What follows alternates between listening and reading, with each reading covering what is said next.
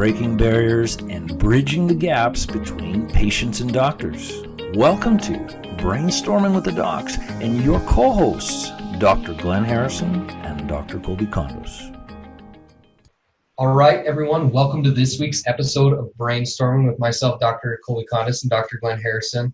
Today, we are going to be breaking down balance issues and vertigo.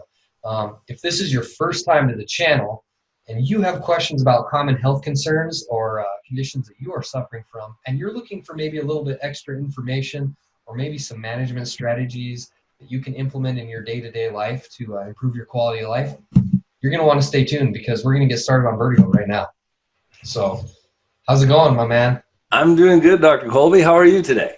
I'm good. I am really excited for this topic because this is something that I see quite a bit in my clinic. And it's something that if you are suffering from is incredibly debilitating. It can really just throw a wrench in your life. It can really make you completely miserable. And it's also something that's incredibly gratifying to help when you can help someone that has it. So I'm really excited about getting started on that today. So.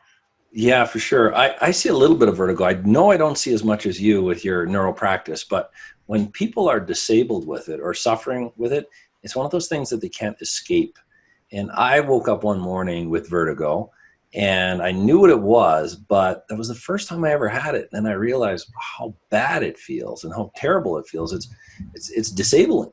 So yeah, today this is going to be really fun stuff to jump into it. I'm probably going to let you spearhead some of this. So I'm going to hit you with 101 questions so we can see what you deal with within clinically regarding this. So maybe to start off, what is vertigo? Yeah, so vertigo is the illusion. I guess there's two kind of main types that I would break it down into, which is like a centrally caused vertigo or a peripheral based vertigo. So basically what that means is the vertigo caused from a brain based application, or is it caused from something in your periphery, whether that's the organs in your inner ear or the musculature in your neck, because both of those can cause some vertigo. So that's basically, the two different types. But then what it is people complain of, feeling disconnected from their world. They feel like their world is spinning. They feel like they're on a raft. They feel like they're going to vomit whenever they get in the car. I recently had like a 94-year-old that came in with a positional vertigo that was caused from an issue with his inner ear. And he was terrible. Like his wife's like, he can't eat. He can't go to the bathroom by himself. He feels nauseous all the time. He has no energy. Just feels like that general feeling of yucky malaise kind of feeling. So all those are symptoms of vertigo. You not being able to orient yourself appropriately within your space that you're in. That's another symptom of the vertigo. So again, completely debilitating, depending on the severity of it. Some people that have it is like on a low grade where they're like, I just kind of feel really, really gross and I feel dizzy when I move certain ways. And that's another thing that vertigo can cause. So yeah, so it can really turn your life upside down and make you disabled, really. Yeah, absolutely. Yeah. Okay, so what are the different types of vertigo, if there are types?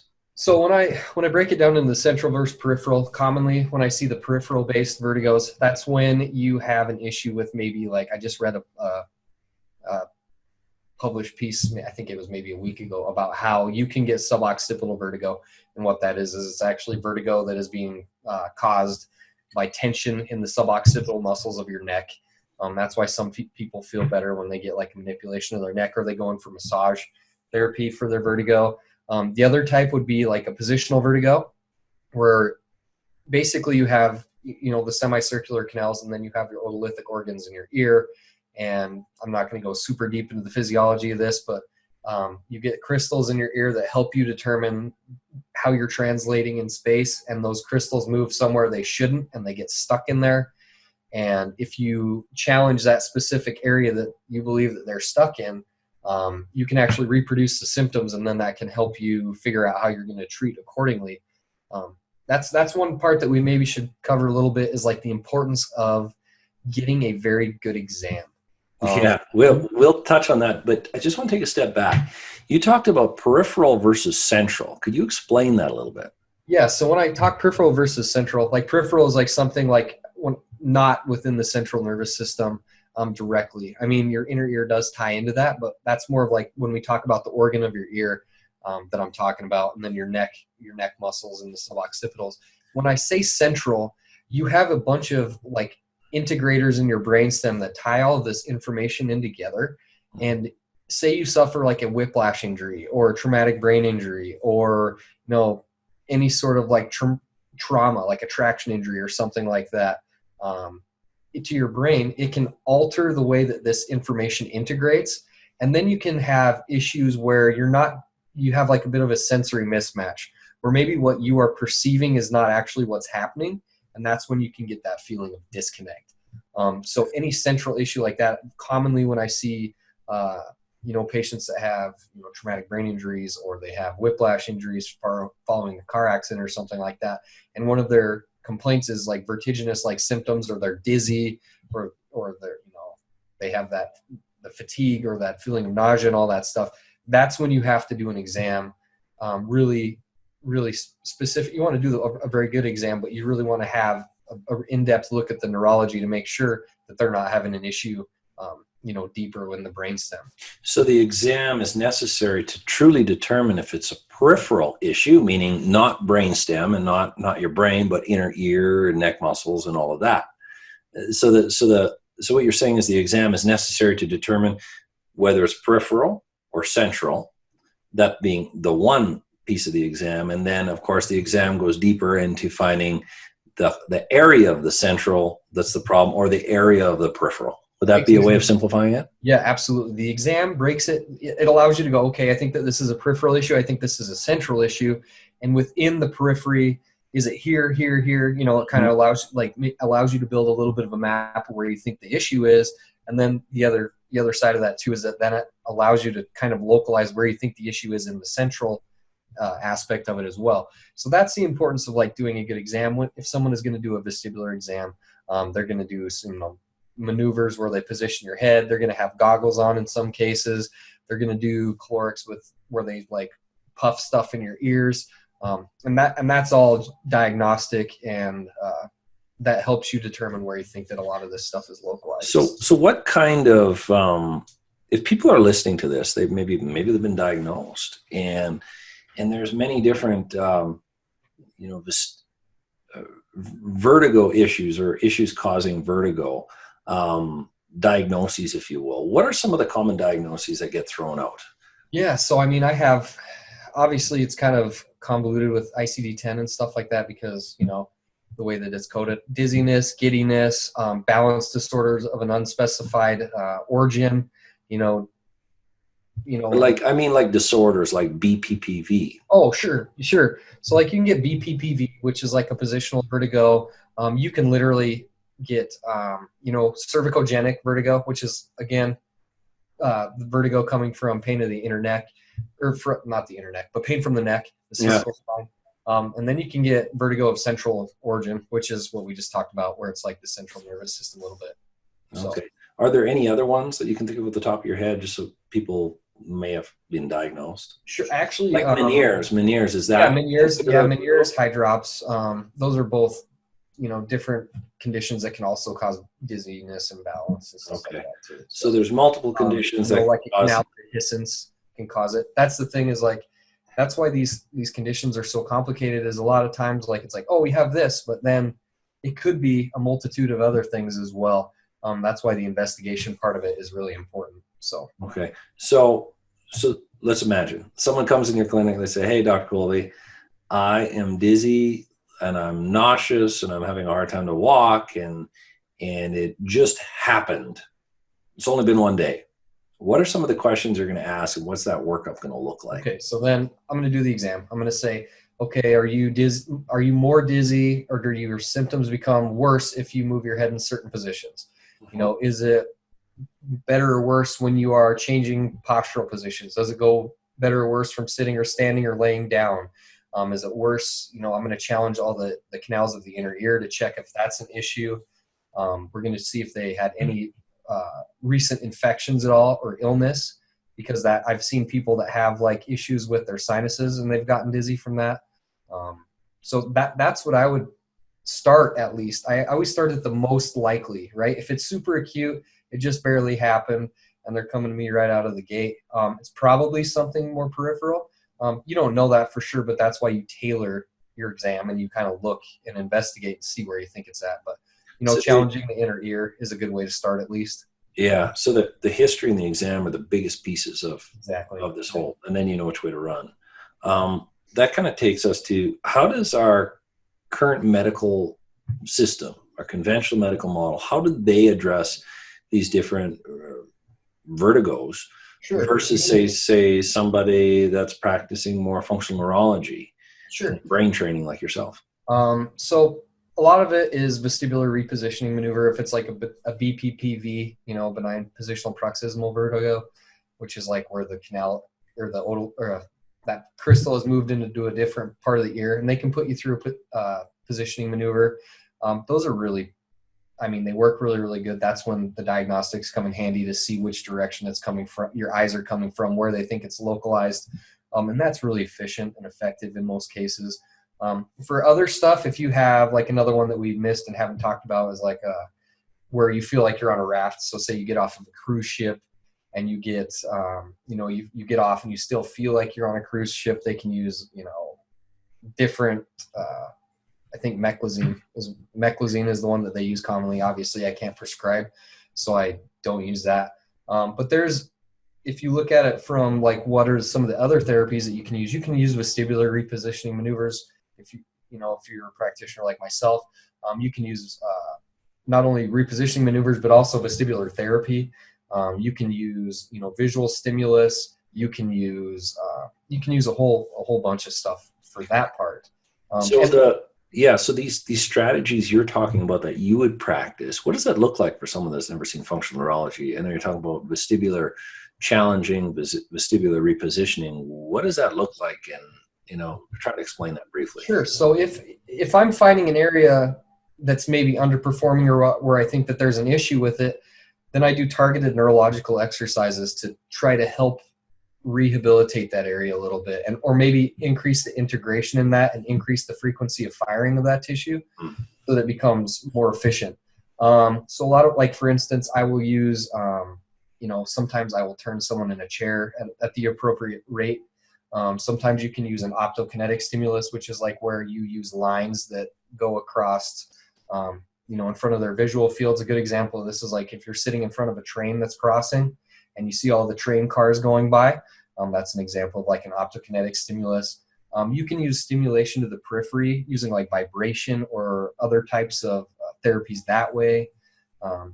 It's so the strategies you're using is different kind of stimulations and positions of the head and the neck and even the body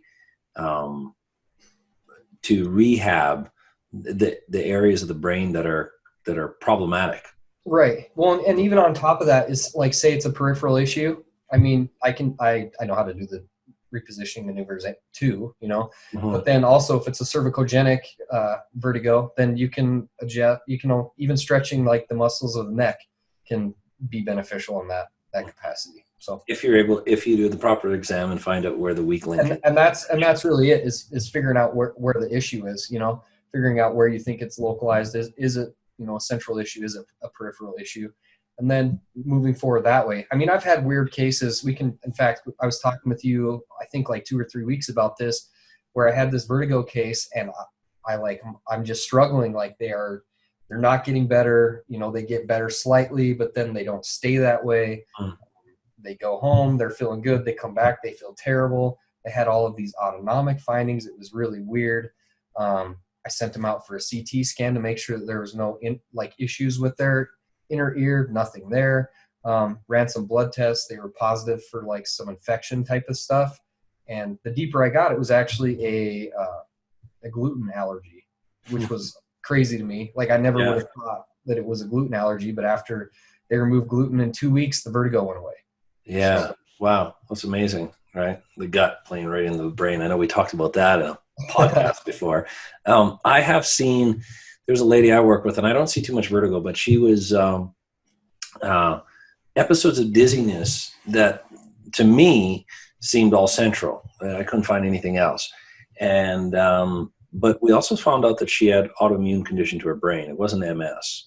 I think I told you about this case, but it took a long time to cool down the brain. But when her immune system wasn't damaging the brain, slowly but surely, the inflammation came down enough, and then all of her vertigo symptoms disappeared, along with so many others. So yeah, some bizarre things that can happen.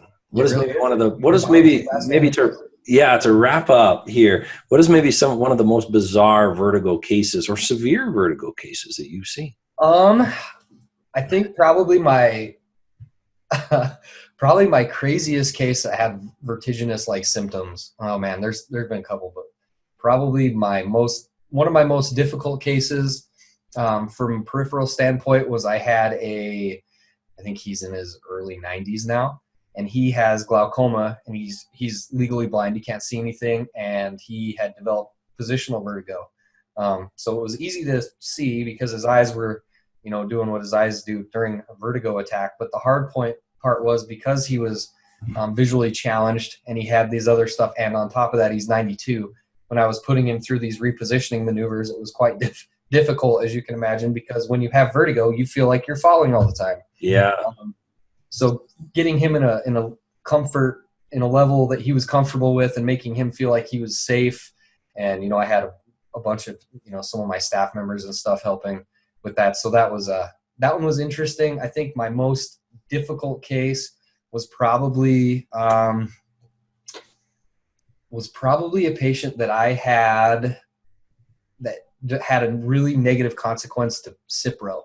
And it took me about 6 months. You told me about that case. Yeah, it took me like 6 months to get her feeling better, but she's feeling great now. So it's always a challenge, but it's super fun. And when you do get some resolution or you get some improvement, it's totally huge for them. This particular patient, she would not drive herself in a car. She would not go into Target. She wouldn't go into a restaurant because the vertigo got so severe that she would, occasionally like faint. She would have syncope. So when we got her better, it was really huge for her. She's got back from Tahoe. I think she just went to no way to a concert out there. Yeah. So a concert. Yeah, she got there's vestibular input. Yeah, right. She got back. She's like, oh yeah, I think she went and saw like Little Big Town or something like that. It was great. We flew. It was a girls' weekend, So it's fun. It's awesome to see that people can actually like recover from this type of stuff if they find the right help. So yeah. Well, that's excellent. Did you have anything more, Dad, about vertigo? No, I don't think so. If you or someone you know or love is suffering from vertiginous like symptoms or dizzy, or you're feeling like you're on a raft or whatever, you're just feeling like kind of cruddy and you can't explain it, you feel like you're disconnected from your world, there is people out there that can help you. There are some resources. Obviously, you guys can get on mine or Glenn's website. There will be a link in the description that has our websites down there. Mine is northlakeschropractic.com. Dr. Glenn's is drgharrison.com, correct? Correct, yeah. So those are two resources that you could get on. Share this with anyone that you feel like might benefit from this information, because again, you can always try to get a hold of us, and I would be more than happy to point you in the right direction, at least of someone that I think might be able to help in your area. And yeah, hope's out there. So exactly. And I mentioned earlier also for the people listening that if they think their digestive systems may be playing a role, and please don't self-diagnose. Make sure you find a qualified healthcare provider or reach out to Dr. Kolby. I don't know how much you can work remotely, but maybe he'll try or point you in the right direction. But there is a podcast that we did on the brain-gut connection, and you can get some really great information from that. So I think with that being said, I think that's a wrap. I think so, my man. Again, thanks for doing this one. This one was enjoyable for me. I'm hopeful that some people can get some value out of this, and they can maybe lead some people in the right path. So yeah, get out of that state. All right, Dr. Kolby, we'll talk to you next time. All right, my man. Sounds good. Talk to you soon.